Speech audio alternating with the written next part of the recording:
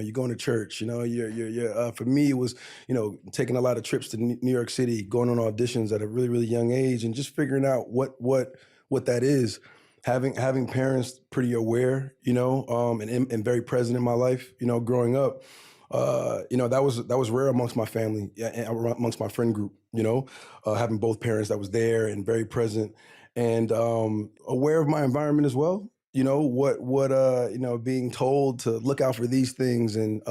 make good choices, to be disciplined, to be focused on things, get your school, all the positives in growing up in an environment like that. And, hats off to my parents and to sacrifice so much to make sure their kids, were safe and grew up grew up in an environment ain't easy, making ends meet, grew up very poor but didn't feel like it, you know what I'm saying? It was very, I think they did a good job at hiding those things, I think as we get older, we look back, it was like, oh man, we went through that, oh, that's why we slept in the kitchen that one time with the oven open, or that's when we stayed at grandma's house for like, a couple of weeks when so you get that reflection of how we kind of grew up. And I think for me, always having a bigger purpose, I think, or just that optimism, that I was a big dreamer as a kid. And I think, you start to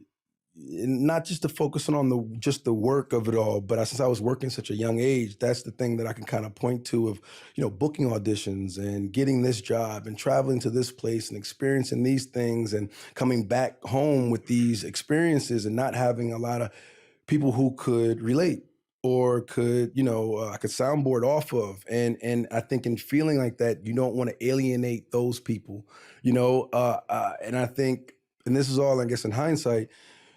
you don't share these stories as much, maybe you should, because you don't want somebody to feel like inadequate or, not being able to have that experience that you might have had. And I think, that snowballs as you get older and from stepping stone to stepping stone as I continue to be successful at a young age.